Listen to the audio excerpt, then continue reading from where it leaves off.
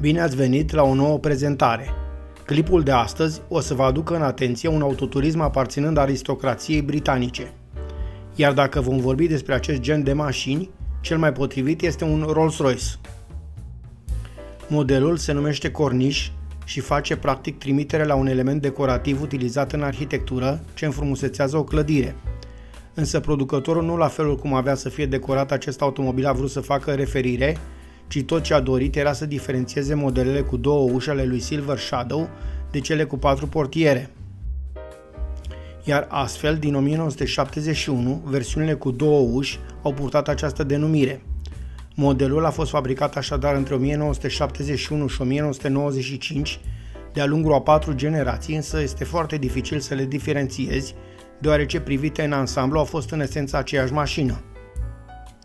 Abia a 5-a ediție, cea fabricată între 2000 și 2002, a avut o prezență distinctă, însă Rolls-Royce deja aparținea BMW, iar aceștia la scurt timp au încetat să mai producă acest model.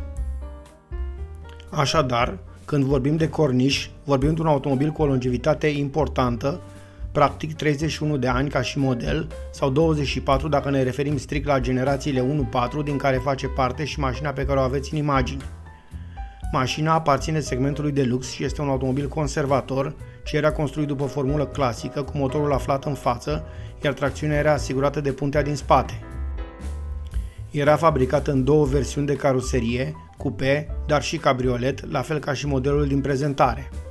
Mașina este opera designerului Bill Allen și este un automobil mare și greu, având peste 5 metri lungime și peste 2 tone greutate. Totuși, primul vehicul ce a purtat denumirea de Corniche avea să fie o altă mașină, și anume un prototip aparținând lui Bentley, un Mark V, care în anul 1939 avea să fie redesenat și carosat de către o firmă franceză. Revenind la mașina noastră, aceasta este echipată cu motor uriaș de 6,75 litri V8, construit după o formulă OHV și care are bancurile de cilindri la un unghi de 90 de grade unul de celălalt. Motorul este suprapătrat, având alezajul mai mare decât cursa, dar au existat în producție și modele având o cilindrie ceva mai redusă, aceasta coborând până la 6230 de cm3. Motoarele veneau toate în formatul cu 2 supape per cilindru și au fost alimentate atât cu carburator la început, cât și cu injecție pentru versiunile mai noi.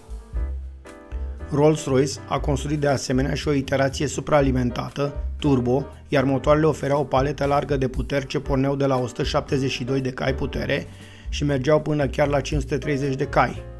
Astfel, se observă că mașinile, deși au o înfățișare un pic clasică și conservatoare, aceasta nu înseamnă că nu dispune de o rezervă de putere semnificativă specifică automobilelor moderne. Dar la urma urmelor este un automobil aparținând unei clase superioare și este perfect normal să dispună și de calități tehnice superioare. Acest lucru este subliniat însă și de transmisia care este montată pe aceste mașini, aceasta fiind una automatică cu doar 3 rapoarte, așadar cuplul este suficient, iar accentul se pune pe ușurință și confortul în condus. Iar asta pentru că despre acest lucru este și trebuie să fie vorba la Rolls-Royce, despre lux, despre calitate și confort și despre prestanță, acestea fiind calitățile pe care acest producător britanic le-a promovat de-a lungul întregii sale existențe. Ori privind la acest automobil, nu poți să nu remarci calitatea înaltă a producției și grija importantă ce a fost dată detaliilor și materialelor cu care au asamblat-o. Mașina are o linie conservatoare, iar designul nu vrea să iasă în evidență, păstrând astfel o notă de soblețe. În față, calandrul radiatorului e cromat și lucrat manual, pe care se ridică statueta Spirit of Ecstasy tronând pe capotă.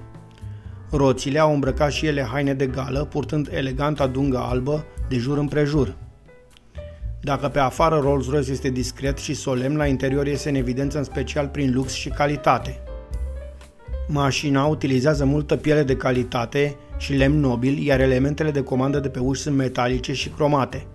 Calitatea construcției este una foarte ridicată și atinge standarde extrem de înalte. Tocmai de aceea, la bordul acestei mașini, mereu te vei simți ca un gentleman, iar mașina îți va aminti cu fiecare clipă că ai ajuns un om de succes și este cazul să fii fericit.